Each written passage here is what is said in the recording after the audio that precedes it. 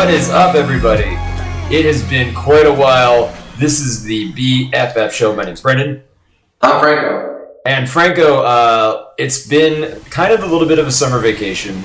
You and I took a little slight hiatus, partly on me. You had some stuff going on too. We just get busy, people. I'm sorry, Amp Premier, but we get busy. We're talented people. We're needed everywhere, but we're here now. And Franco, you are reporting from somewhere in the world, right, my friend? Yeah, you notice this brand new backdrop because, again, we're on Ep3, no expenses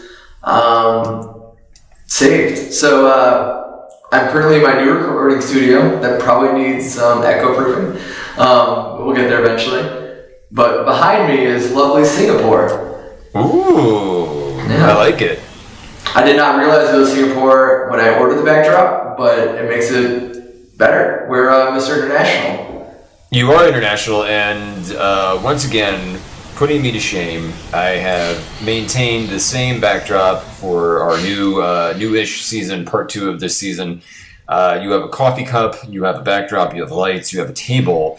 I still have a desk that I share with my wife and her perfume and makeup, and then I have my mic system here I've always had, and my headphones. I know people keep mentioning it. Well, one person does. But it is still fun, and I'm going to keep it this way. I'm keeping it real on this side, Franco, but I'm envious of your setup, and I'll try to step up my game. I'm very sorry. You're fine. Well, we can do eventually the live show in the studio. Yeah! In Singapore, in Green Bay. Singapore. Yeah, I mean, and then, so we can do that at your place, and then if you ever come out here, it'll just be a really close, we'll be shoulder to shoulder in this apartment, because I can move a little bit over to this side, or a little bit over, and you can fit right there, Franco. Don't worry, I've got room for you. But let's get into some stories. A lot has gone on, so apologies for missing some big stuff. Whoopsies, but we're here now. So we're going to talk. Let's start, Franco, with a little bit of the NBA draft. It was held about, I believe it was last week. And the NBA draft wasn't necessarily one that had a lot of buzz about it or buzz moves. It kind of just happened a little bit the way that the experts believed it would. We didn't get any massive trades that sent superstars to one team for picks. We did get some pick movement throughout the draft, but and this audience knows very well that I am not the most adept when it comes to the NBA, so I always kind of take a look at what the analysts say. Franco, I'm going to start with you, though, because you are the number one analyst for this, my friend. What exactly did you take away? What was your big takeaway from this year's draft? My biggest takeaway is that the Hawks do not want to win, and that the Kings probably screwed up again. Yep.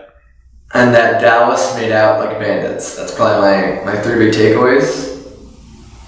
We can elaborate if you like. I just was waiting for you to say. No, I mean, everything I read said DeAndre Ayton from Suns was the person to pick up. There was also discussions about Luka Doncic from Slovenia, but the Suns ended up picking Ayton and big man out of Arizona freshman. They get their massively large man that they can put in the center, Franco, and then you got the Kings at number 2 that, you're thinking, oh, they've got to pick this kid out of Slovenia, this major star out there. But no, they go with Marvin Bagley III, a Duke freshman, a power forward. Explosive athlete for all intents and purposes, Franco, but not necessarily something that people were expecting the Kings to do.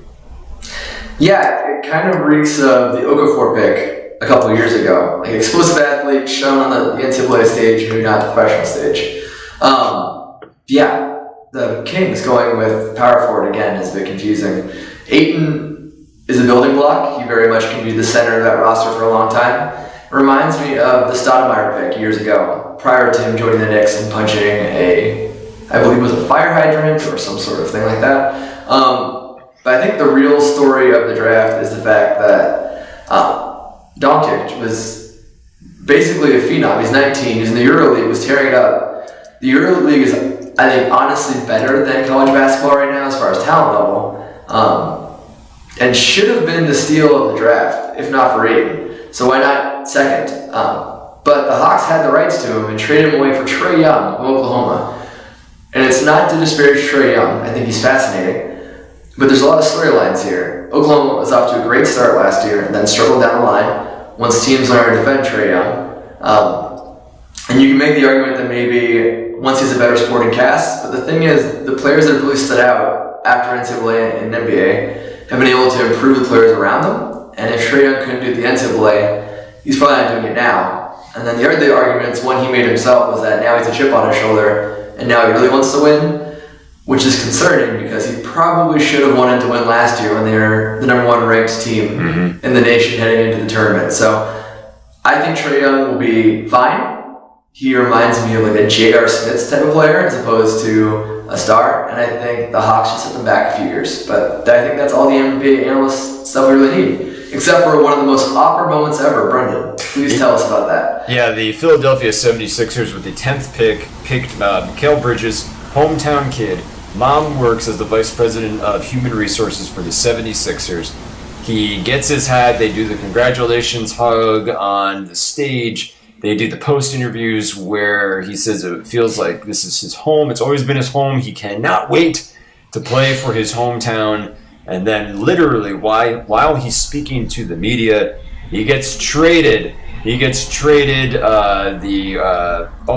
felt very much like the process all over again, Franco. Gets traded, and Philadelphia 76ers without a real GM, Brett Brown just as head coach making the picks, sends him to the Suns for Zaire Smith and an unprotected 2021 first rounder. Again, potentially, and this goes into toward the end, but we'll park here because I want to get your comments on this. But it does sound like the 76ers are trying to load up on trade package offers to upgrade their already pretty solid but young core for the future, maybe even draw in a LeBron or Kawhi. But this was one of the saddest stories. I'm not as in-depth with the NBA as you or longtime NBA analyst Travis Claus is. I was not made an appearance on the show yet, but maybe someday.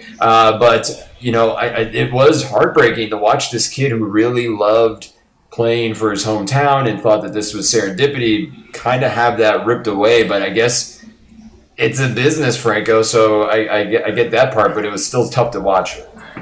No, I totally agree, and I know it's a business, but the timing was hard. I'm pretty sure it happened while he was mid-interview and had to be told in the interview. The 76ers could have done him better by at least warning him that he's on the table, I think. Yeah. Maybe during the hug, like, hey buddy, you may be on your way out, don't get too excited, as opposed to letting him get all excited, hyped up, letting his mom get emotionally invested, and then moving him. I do think in the long run, Bridges lands in a better situation with better playing time. He's not behind Simmons with Phoenix, but rough take on that night, but in the long term, I think better for him. Yeah, that was just, again, heartbreaking. Hopefully it all works out, but I do want to sort of circle back to what the Cavaliers did at number 8. This was an interesting topic of discussion before the draft as it relates to LeBron James and where he's going. They ended up taking point guard Collin Sexton, Alabama freshman. Relatively good grades, but again, this is not necessarily a pick that you would make if you were in win now mode with LeBron James. And again, all of these picks, for the most part, take about 4 to 5 years to determine whether or not they truly pan out and are worth where they were picked. But this it was a little bit hard to tell for me, Franco, whether or not the Cavaliers were tipping their hand, because while you can make the argument that this player will need some time to develop, for all intents and purposes, from what I've been reading, it seems like he can make an impact right away. Did this pick at all tell you one way or the other, Franco, where you think the Cavaliers are mentally as it relates to LeBron James? I think it does, and I think it tells you exactly what we're all kind of at, is that we're not sure. Yeah. Because it's a pick that could be built well if LeBron does leave and he's a centerpiece, but he's also a point guard with great vision, great passing skills, who could complement LeBron if LeBron stays. I think this is the ultimate safe pick, high upside, but not too much risk. So I think it just tells us they don't know what's happening either.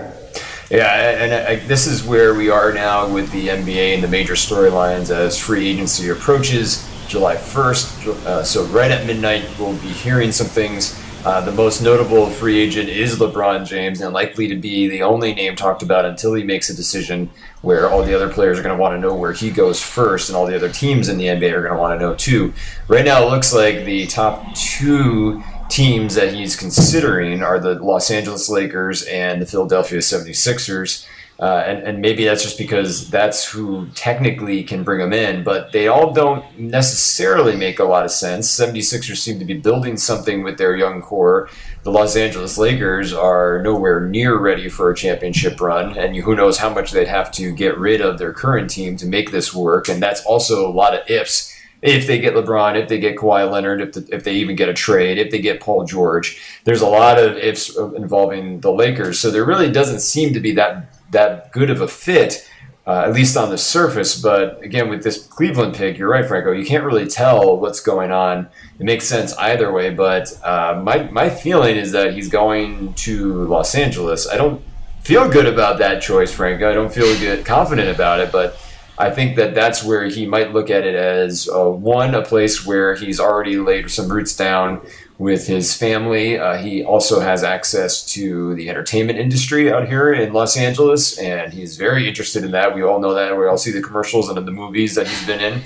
And it's a possible location to restart another legacy. If he can bring a championship to Los Angeles with that team, or by drawing other free agents to him, then that's another feather in his cap, if you will, for his legacy. Yeah, it's a lot of analyst stuff going on there, analysis going on. I think LeBron goes to LA if Paul George commits to going to LA, either behind closed doors or publicly. I think the Spurs will not trade Kawhi Leonard in the Western Conference in this lifetime. I think it's more likely we see Kawhi to the 76ers than we see LeBron to the 76ers. And I think for LeBron, it's either LA or bust. Let's not forget his star turn in the horrible movie Trainwrecked with that comedian, I don't remember her name anymore. But yeah, there's that. I think more importantly though, because social media is the harbinger of all things, LeBron's Instagram was recently updated with a background banner that featured all of his moments in Ohio. And then his new profile picture is a picture of him playing high school ball in Ohio. So if we're going to play 5th grade cyber soccer, I say LeBron to Ohio. I think the NBA would benefit ratings-wise and storyline-wise if we see LeBron and Paul George to LA. Yeah, I noted that. I'm glad that you referenced the social media aspect. When I saw that, I think just smokescreen, because the last time he moved, the first time, the major move to Miami, if you remember, Franco, the Knicks were involved. The Knicks were the pick. Everybody said he's going to go there and reclaim the throne, and then he went to Miami because it ended up working out better that way. So then before, it was maybe stay in Miami. He's going to stay in Miami because he said, the rumor was he wants to win another championship there before he leaves, and then all of a sudden he's back home in Cleveland. Los Angeles was in the mix then too, as well as a few other teams. So I don't think any of this matters. I think none of it means anything at the end of the day. The only report that I actually do believe is that LeBron James has said that he is not interested in your PowerPoints and in your elaborate presentations. He's been in the league for 15 years. He's seen it all. I enjoyed that. How many times have we heard, Franco, of the extravagant presentations? The one that makes me laugh the most is the Clippers when they did a fake retirement of Blake Griffin's jersey and said, you're going to be a Clipper forever. Put him on the Mount Rushmore of major political and historical figures like Martin Luther King Jr. and put him on a shirt. And then Gordon Hayward was in Fenway Park and they were showing a video of him as if he won the NBA championship going through Boston. So I don't think any of this matters to these guys, Franco. I think that it's all fluff. I think that LeBron James is too savvy as well to see through all that BS, if you will. And he'll see through all that BS. But I think that he's looking for a place that he can generate a championship in 1 to 2 years that has enough youth around him so that he doesn't have to necessarily carry the team. I think that's what you saw happen with Cleveland. We all saw when we were watching when your Warriors just ran over everybody but LeBron for the most part. And LeBron was the only one. There we go. And LeBron was the only one that was actually putting up much of a fight. So I think that you have, respect to Kevin Love, but still, during that series. But everybody else... No respect to Kevin Love, but yeah. But no one else seemed to be showing up, Franco, and I don't know if he wants to go back to that. So I don't think he wants that in the future. So you have the two teams, Philadelphia and Los Angeles. They are youth orientated. So I think you're looking at an older LeBron, and I referenced the Ringer article that came out about 2 or 3 weeks ago, where it was like, this could be the next phase of his career where he's just the assassin for hire LeBron, where he just goes to team to hunt down those championships, and he's looking for what the best fit is and the most youthful superstar of the next generation. So I think that would be entertaining if he's here with the Lakers for a couple of years, then he bounces back to Miami, maybe say they get a couple of number 1 draft picks. You never know what could happen, Franco. But I think you're right. He's going to go to Los Angeles at the end of the day. I might try to go see a game. I have not seen a Laker game yet, but I'm going to take out a small loan from the bank just in case he signs so that I can get that seat in the 300 level. Yeah, definitely. On the topic of LeBron, we actually didn't talk about this before. We talked about it a few weeks ago. I think there's also a component of this we're not really touching on, and that's we'll call it the morally responsible side of LeBron. As much as I detest LeBron as a player, I think you have to respect who he is as a person and understand he is one of the best. But also you have to really respect his ability to speak out on issues politically, and to be a bastion for culture and for like this youth, we'll call it a youth movement because most politics is perpetuated by older white dudes. But he's always been a player that's not afraid to stand up for what he believes and for what quintessentially you and I believe is the right thing.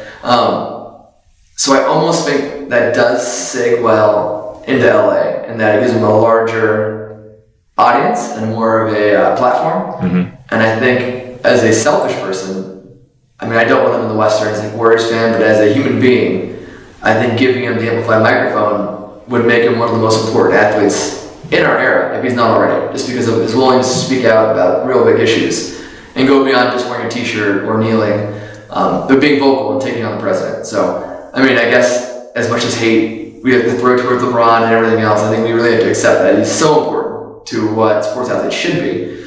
And LA would just really enhance that. No, that's an excellent point, Franco, and I'm glad that you brought that up. And I think ultimately, though, it does fall into the hands of Magic Johnson. And Magic Johnson, at his press conference introducing the Lakers draft picks, made it very clear. He said that, I think it was Bill Plaschke who asked him, does this make you nervous? And he said, I've been in the finals. I played against Larry Bird. I'm not nervous, but I give myself 2 seasons. If I don't turn it around, I'm going to step down, which apparently caught the Lakers administration off guard. They were not expecting him to say that. I think it was a streak of his competitiveness that came out, and when someone challenged him as to whether or not he could successfully bring in the free agents that he has promised. But I think it is interesting. I don't know if Magic might backtrack on that a bit, but it might have been a heat of the moment comment. But it is kind of on the line right now for the current Lakers administration. You know, they've been doing what the Yankees had been doing since the advent of Aaron Judge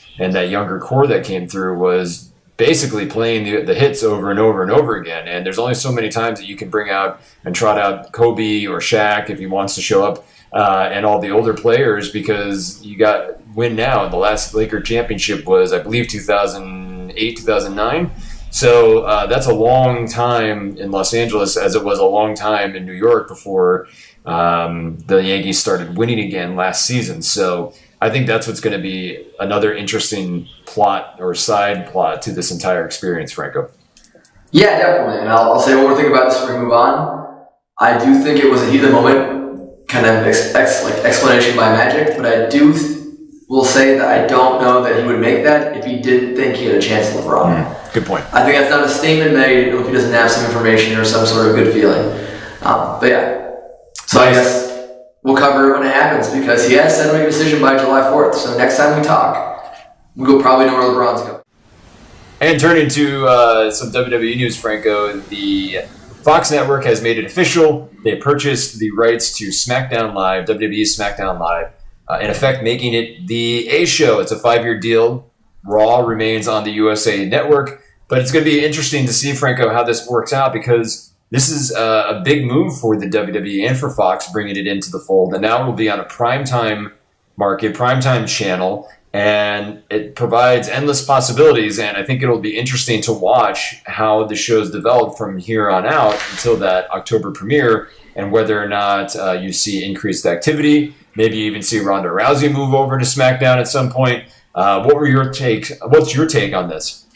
First, I think WWE did USA dirty a little bit, because USA has been their carrier for, I think, over 25 years now, back to the original Raw. I don't know if I would have given USA the chance to match the offer, but they didn't. They actually just won Fox outright.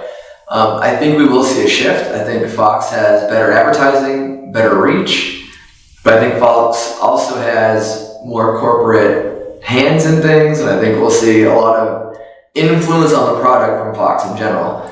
I do think it does open a lot of doors for them because it comes with FS1 and FXX and Fox Sports Net, and things of that nature.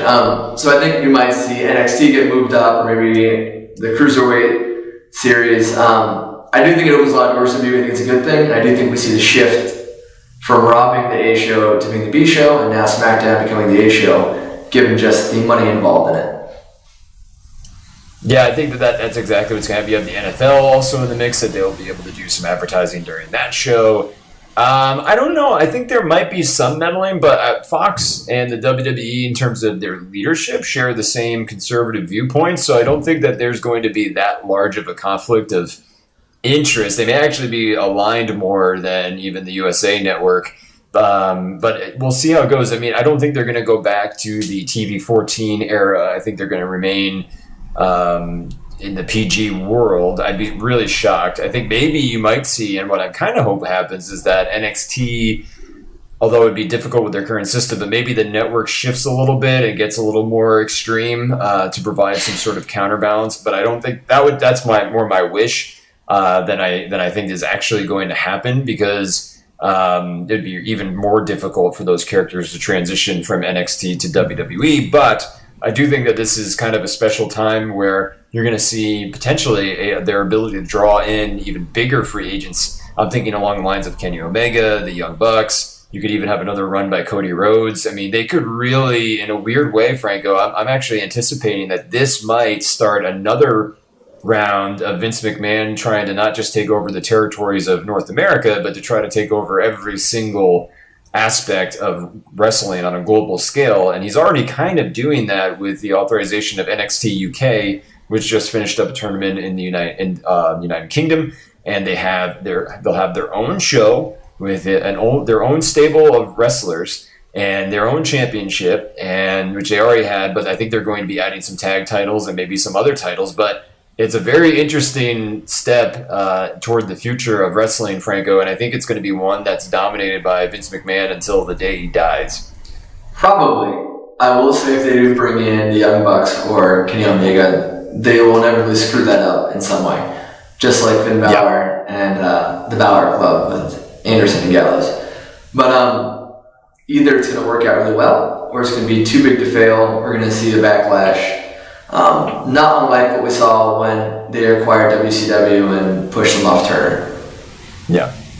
And let's before we wrap up the show, you and I both saw a film, and we want to present it to you, the audience of Van Premier, as a healthy alternative to the much larger films that you might be getting swallowed up by, and that's Hotel Artemis. And it is a fun show. It's a fun movie that takes place in a not so near future Los Angeles, where there's a hotel that caters to villains and to criminals that patches them up, and then it's the night of a major citywide protest and riot, and then all hell breaks loose. It was a fun show. It has Batista, Jodie Foster in it, Charlie Day's in it as well, Sterling K. Brown. It's a great cast. Jeff Goldblum shows up, Zachary Quinto for a little bit.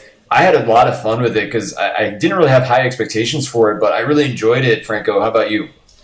I loved it. I think Jodie Foster was fantastic. I think it's a smarter look at what John Wick could have been. And I think the acting definitely pulled it through. I think if you're expecting to go solo and get like a pretty action-packed but interesting story, and weren't very happy, although I don't know why not, because you're crazy, but let's say it was tainted by Star Wars. I think Hotel Artemis in any other year would have been a blockbuster, with any other cast been a blockbuster, but because they went actor-heavy, the movie was vastly improved, but it didn't get the same coverage.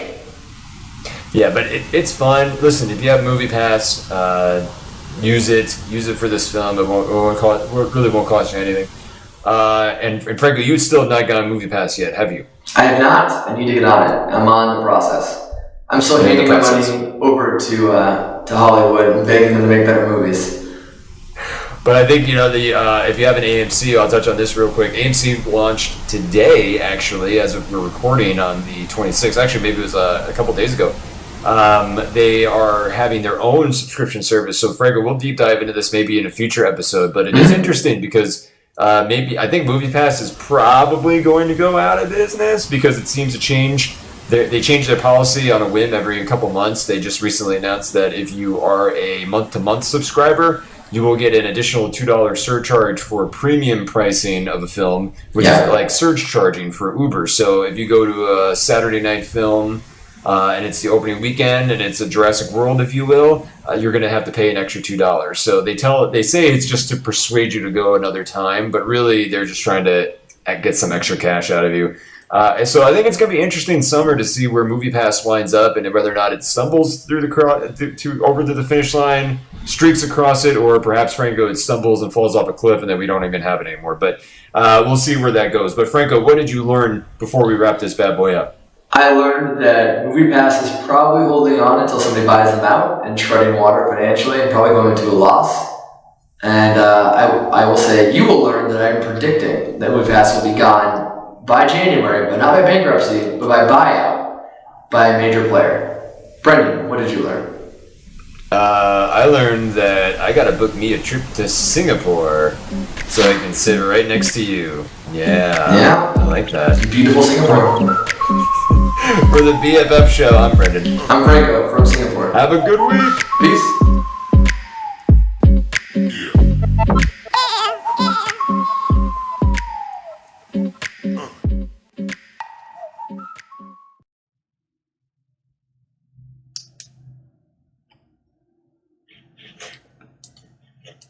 Franco?